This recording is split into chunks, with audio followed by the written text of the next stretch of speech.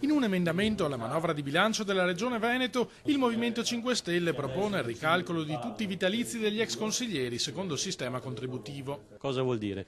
Vuol dire che andremo a vedere gli ex consiglieri regionali quanto hanno versato, se non hanno versato abbastanza per prendere il vitalizio che stanno prendendo, gli verrà decurtato della parte eccedente.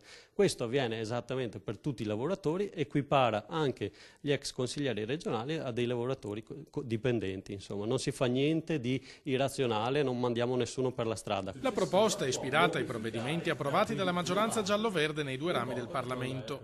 Leggi che a Roma sono state votate anche dalla Lega, ricordano i 5 Stelle. Vedremo se avranno il coraggio di fare lo stesso anche in Veneto. L'abbiamo già fatto alla Camera, l'abbiamo già fatto al Senato e adesso la stessa legge fatta apposta per la Regione Veneto l'abbiamo portata qui a Venezia, in Veneto, nella nostra bellissima regione, per estirpare alla base questo privilegio, dove vediamo purtroppo queste persone che stanno attaccate come cozzo allo scoglio dei privilegi, non se ne vogliono proprio staccare, ma non c'è nessun problema, abbiamo le leggi giuste, abbiamo gli strumenti giusti finalmente per riportare giustizia ed equità nella nostra regione. Così come scritta, replica il Presidente del Consiglio regionale, il leghista Roberto Ciambetti, la proposta verrebbe fatta a pezzi dal primo ricorso in tribunale.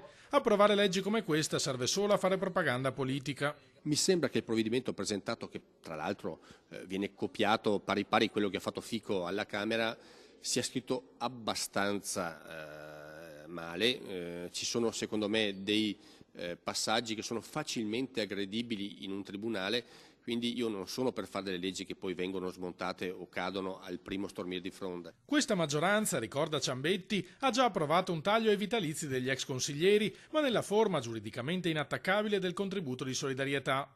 Questa formulazione, al contrario di quella dei 5 Stelle, reggerà i ricorsi già presentati. Per questo non siamo preoccupati dalla recente sentenza della Cassazione in merito alla vicenda degli ex consiglieri friulani. C'è una sentenza già arrivata al primo, mi pare anche al secondo grado di giudizio, in Piemonte su un provvedimento uguale che dà ragione al Consiglio regionale. Quindi io penso che il contributo di solidarietà, perché è previsto in maniera proporzionale e anche adeguata rispetto al volume e ai percettori dell'indennità differita, è limitato nel tempo, sia una cosa che assolutamente può essere difesa e che mi auguro darà ragione a quanto fatto dal Consiglio regionale.